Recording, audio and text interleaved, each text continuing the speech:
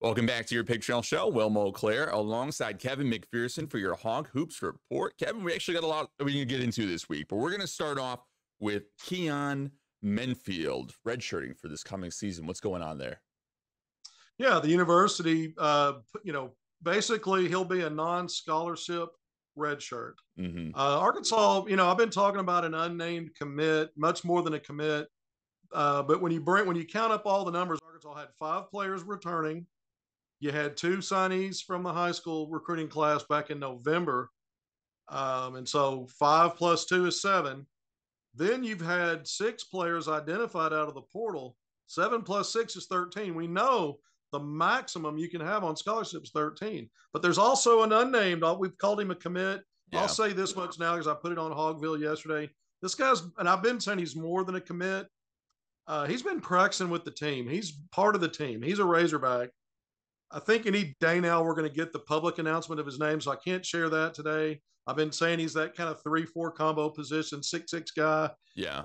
That positional versatility. But when he's publicly named, that becomes the 7th guy out of the portal in this recruiting class. Let's go in the reverse order. 7 plus 2 in the high school ranks, 9 plus 5 returnees, that's 14. So you're one over. So you can only have 13 on scholarship. In Arkansas, with Menfield, it looks like as a non-scholarship redshirt helps with the numbers. I've been saying for a while, we've been talking about Bay Fall. Yeah. We talked about him last week on campus, moved to campus late June, began practicing with the team in early July. So we've been covering this ground.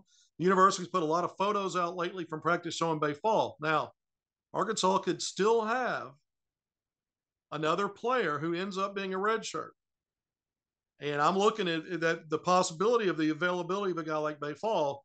So we'll see if they have a second redshirt this year, or if they have and falls among the 13 that are going to be on scholarship. So we'll see how that shakes out as far as his availability. But it could be a situation of now counting Menfield, who that's been publicly disclosed, where Arkansas could have 2 players on red shirt, maybe only one being Menfield, but it's going to be 1 or 2. But either way, now that we know Menfield's redshirting, the other 13, again, one of them's unnamed right now. We're going to see that name unveiled. So when we talk about it this time next week, we should have that name out there, and then we'll have names to go with all 14 players that are there, and one being a non-scholarship redshirt. Yeah. So then 13, whether a guy like Fall redshirts or not, can be on scholarship, and you don't exceed the number. I know it's a little confusing when we're talking in terms of this, and we haven't given all the names. We've got one specific left hanging out there. And I know fans get tired of, well, I can tell you a little bit, can't tell you all of it. Hey, that's just how it is right now. I'm not doing this to pleasure myself and to get enjoyment out of stringing things out. It's just the way that things are unfolding and being disclosed. And so that's just how it is. But you know what, Kevin? You gave a lot of context clues there, so I think fans are going to appreciate that. And I'm going to save all my follow-up questions, which I know that you love, for next week. But let's get into practice. How is practice going? Practice is great. Arkansas, when you look at June and July, it's a limited practices. We're so far away from the season. Everybody's ramping up for football. But Eric Mosman and his staff get a lot done with their players. They get a lot accomplished. They go through a lot. I'll just give you an example. Just this past week, Arkansas spent a lot of time on situational basketball. It's never too early to do that stuff. They're learning what guys can do and can't do. They're starting to figure out who's going to be available, who's not going to be available. We just talked about some of that. But situational basketball, because you're going to Arkansas does a lot of drill work, a lot of shooting drill work. They chart everything. They don't do as much live full contact stuff as maybe some places do. They do some when it's necessary and when it's called for, but they do a lot of drill work, but they work on a lot of situational basketball. They were doing some of that even in the first couple of weeks, Will, already, but they spent a lot more time on some of those things and scenarios this past week. We know guys like before Arkansas takes a break after the second portion of those 8 weeks of early limited practice, there'll be a little bit of a cushion there, a little time off for everybody. And then they'll come back to Fayetteville, resume, and then you'll have the start of the actual fall semester for 23-24, and that's when practices really start to ramp up. But guys like Makai Mitchell, Trevor Brazil, we've known for a while these guys are out right now. Khalif Battle, the transfer from Temple the guard, he's missed the last few practices. But all these guys are targeted to be back in the fall, maybe sometime. They're different times, maybe in August and September. Those things can be fluid based on how things change. But right now, those are kind of the target dates: August, September for all of those guys. So we'll keep an eye on those three. But Arkansas is, working on these different things we talked about. By the way, Arkansas does a lot of team bonding stuff too during June and July. Oh, they do. Beyond what they do on the court and those limited practices. I know this weekend they've had a team bonding event, a kind of a getaway, a little thing they're doing in Northwest Arkansas. And we'll probably see some pictures or something coming from social media. That's another thing, Will, real quick, coming out of practice. Every time, usually by now, even though it's June and July, we see a lot more photos from practice and videos from actual practice, things that they cut up and let us see from the court that we didn't see as much of this time around. But in the last week or so, they've been putting more and more out, the University of Arkansas, through social media. We know this is where Eric Musselman and his staff typically hit a home run. We know they've probably got reasons for kind of slow walking that and slow playing it. But there was a lot more. There was a really interesting clip that I thought was really good, showing guys like Joseph Pinion shooting the ball, and guys like Layden Blocker. You saw Bayfall in there, but you see different players, Trayman Mark. You saw different guys at different in the cut up doing things in real time in motion. So it wasn't just imagine what might be going on up there. We got a little look at it. Better late than never. We'll probably see more and more, like I said, as things move forward. But that was kind of, not a lot of info coming out of practice, but more and more of late. Yeah, absolutely. Good update on that front. Is there any update on the recruiting end? You bet. Keon Menfield, class of 2024. Arkansas's had an offer out to him for over a year. It's a guy that Arkansas coaches, including Eric Musselman. I mean, I've been on Little Rock Central's campus at least 3 times where Muss and some of the assistants were there to see him. They've been out on the grassroots circuits to watch him play. He's taken some unofficial visits to Arkansas. This time last year, I think July and part of August, there was about a 5-week span where he had 2 unofficial visits and stopped by campus. But now he's going to have an official visit with Arkansas. It's planned for him right now. Things can change on dates, sometimes in timing. But right now, I'm told it's planned for him to arrive to Fayetteville on Thursday at some point. Friday will be the bulk of his official visit at Arkansas, and then departure sometime on Saturday. So that's the plan right now. Boateng, just by the way, on Saturday, I put that news out on Friday. On Saturday, he released his top 8 schools. Now, I had a list of schools in my article on Friday, kind of the 10 schools I thought were probably the heaviest in the mix. So I got 8. I had 10, but all 8 of the ones that he put on his list on Saturday actually were on the list I had. But it's Arkansas and Missouri, Indiana, Georgia Tech. You've got Auburn, LSU, Ohio State, and Virginia Tech as well. So you got 8 schools there. We'll see how many of those he actually visits. We know the early November signing period is only a few months away for class of 2024. And Arkansas, again, getting him on campus, in theory, this is his first official visit now that the spring and summer has ended, and we'll see what else he does, how many he works in there. But here's a chance for Arkansas. 6'5" wing, explosive, chiseled. He already looks like the prototype wing for an NBA team, let alone a guy that's just about to enter his senior year in high school. He looks a little out of place sometimes physically, and the gifts are all there, man. He's always been a superb on-ball defender. He's added as a slasher. He's always gotten the job done playing above the rim in transition, but he's really added some nice dribble drive craft in his mid-range, finding spots, getting the spots. There's nuance there. And then he is stretching the floor now. Here's a guy that is just in July alone in one event in 5 games in the Adidas 3SSB Summer Championships, 21 and a half points a game on 47+% from 3, knocking down 3 threes per game in that event. And so that's volume, it's efficiency. He's been adding that part to it. So this is a more and more complete player. He's a 5-star on3.com, has him ranked, I think, 9th. So he's in the top 10 there. ESPN has him in the top 30, I think at 28. So just outside that top 25, that's the list to kind of keep an eye on for McDonald's All-American selections later on in a few months. But here's a guy that's, after he leaves Arkansas now, he has that visit. I talked about that. He then travels to the greater Los Angeles area for August 1 and 2nd Adidas All-American Camp. He was a star in Adidas Euro Camp playing against future pros, some older players, guys from all over the world.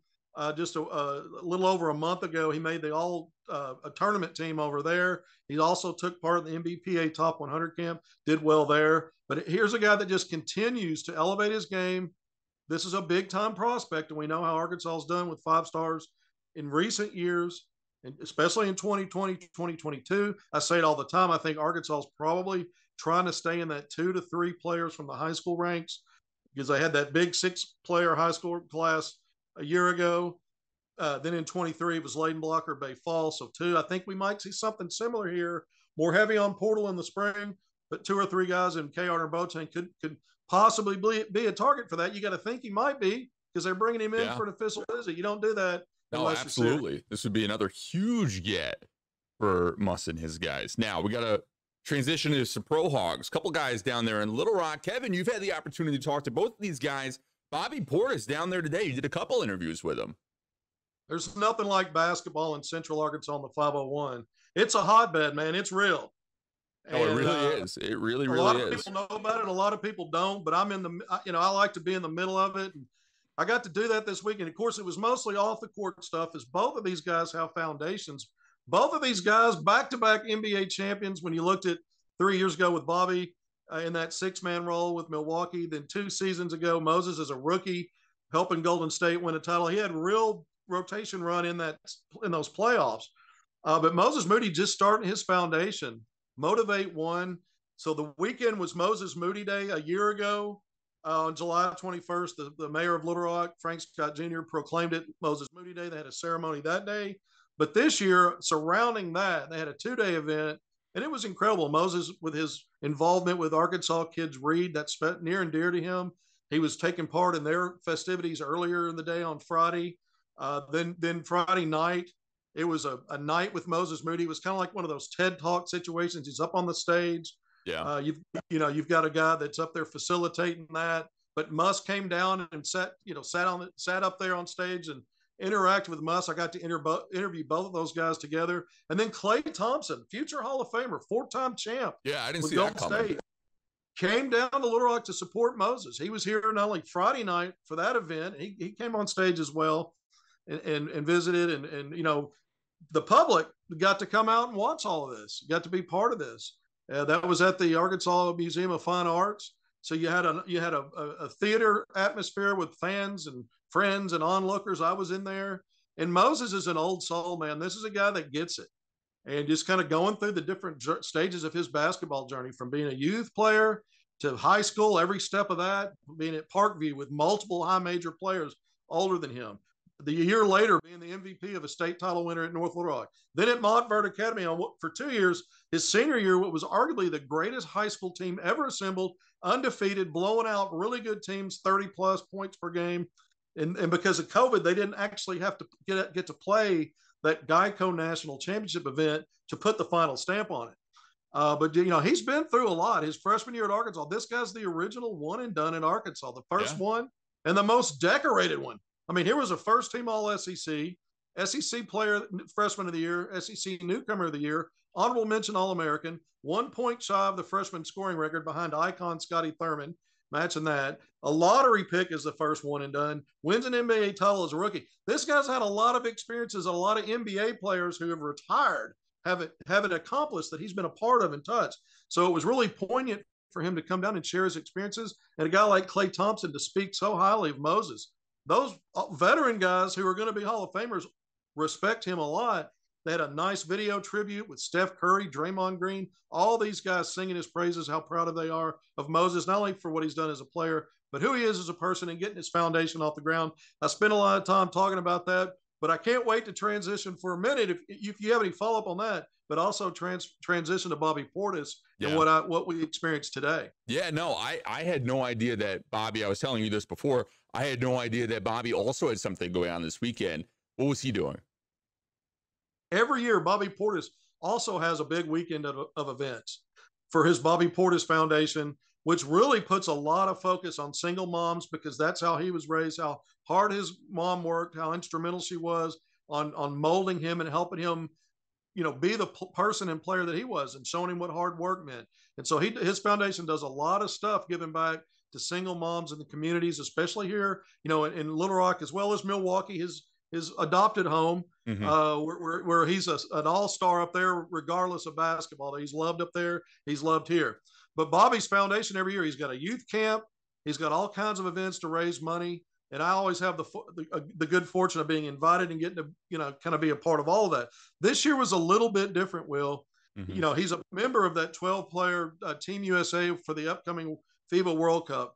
He's had a lot more restraints on his time. So this year they took a little bit step back in terms of all the events. It's just a one-day event. So there was no youth basketball camp. Bobby says he can't wait to resume that next year. That's his favorite part of it.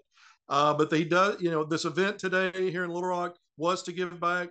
Corliss Williamson, one of the top 2 players ever at Arkansas as a Razorback, a great NBA player, a 6th man of the year, an NBA champion in his own right. That's Bobby's mentor. And he was out there today, got to see Corliss and shake his hand as well. But you talk about representing the state of Arkansas, Moses Moody, Bobby Portis, and Bobby Portis's event today. If you want to go to my Twitter at AR Hootscoop, got kind of chopped up about 7 minutes worth of interview of him talking about a lot of things, including what he has labeled now as NBAU Arkansas. He was paying attention to this draft.